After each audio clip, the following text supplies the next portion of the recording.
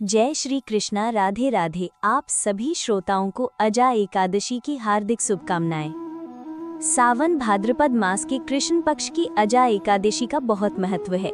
इस दिन व्रत करने से सभी पाप नष्ट हो जाते हैं और मनुष्य को मोक्ष की प्राप्ति होती है। इसे हिंदू धर्म में पापों से मुक्ति तथा मोक्ष प्राप्ति के लिए किया जाता है। ये व्रत भाद्रपद मास के कृष्ण पक्ष की एकादशी को रखा जाता है और इसे भगवान विष्णु के ऋषिकेश स्वरूप की पूजा के लिए जाना जाता है। अजा एकादशी की कथा सुनना या पढ़ना भी बहुत शुभ माना जाता है। इस व्रत से व्यक्ति का आध्यात्मिक विकास होता है और वो भगवान विष्णु की अनंत कृपा का पात्र बनता है।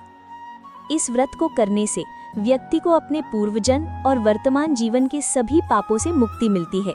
इसका फल इतना महान बताया गया है कि इसके प्रभाव से सभी दुख और दरिद्रता दूर हो जाती है और व्यक्ति को सुख, समृद्धि तथा सौभाग्य की प्राप्ति होती है। पौराणिक कथाओं के अनुसार अजा एकादशी के व्रत के प्रभाव से ही राजा हरिश्चंद्र को उनका खोया हुआ राज्य और उनका मृत पुत्र वापस प्राप्त हुआ था। इस व्रत का पालन करने वाले व्यक्ति का तन और मन दोनों पवित्र रहते हैं और उसके भीतर आत्म संयम और धर्म कर्म के प्रति आकर्षण बढ़ता है। इस व्रत का फल अश्वमेध यज्ञ के समान बताया गया है, जो बहुत ही पुण्यकारी माना जाता है। इस दिन भगवान विष्णु की विधिवत पूजा और व्रत करने से व्यक्ति को संपूर्ण जीवन में सुख और अंत में वैकुंठ लोक की प्राप्ति होती है। अजा एकादशी व्रत कथा। एक बहुत प्रसिद्ध कथा के अनुसार पांडवों के समय में युधिष्ठिर ने भगवान श्री कृष्ण से पूछा था कि कौन सा व्रत सबसे उत्तम है, जिससे सभी पापों से मुक्ति और मोक्ष की प्राप्ति हो सके।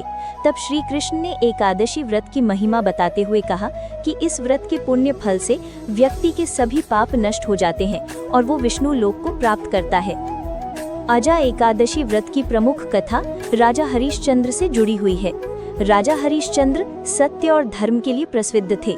एक बार देवताओं ने उनकी परीक्षा लेने का निश्चय किया। राजा हरिश्चंद्र को स्वप्न में ऋषि विश्वामित्र ने दर्शन दिए और उनसे राजपाट का दान मांगा।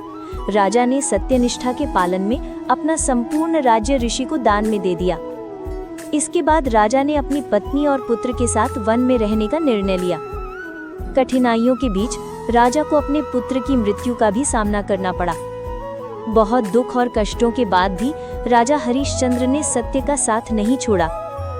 उनकी इस सत्यनिष्ठा और कठिन व्रत के फलस्वरूप भगवान विष्णु उनसे प्रसन्न हुए।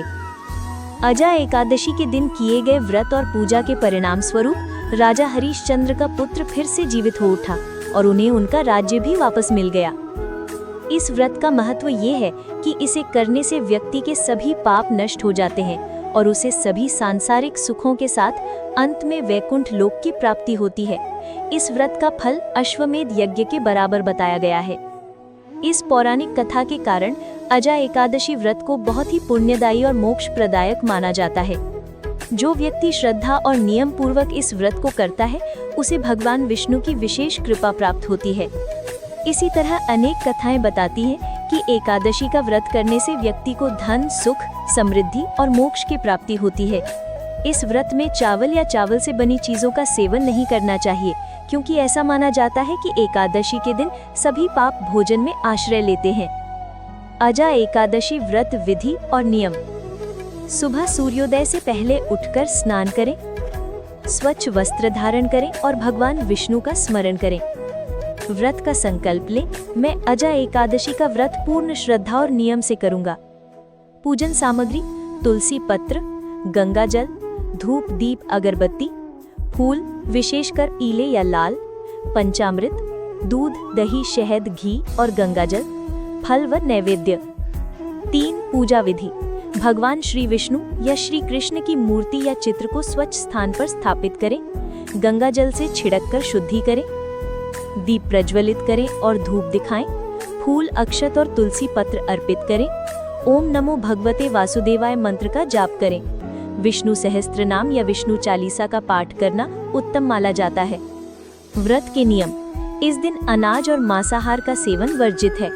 केवल फल, दूध, सूखे मेवे या सात्विक आहार लें। दिन भर भक्ति, भजन, कथा, कीर्तन में समय बिताएं। रात्रि जागरण, जप और भजन करना श्रेष्ठ माना जाता है। पारण यानी व्रत का समापन: अगले दिन द्वादशी तिथि में स्नान करके भगवान विष्णु की पूजा करें, ब्राह्मण या गरीबों को भोजन कराएं और दान दक्षिणा दें।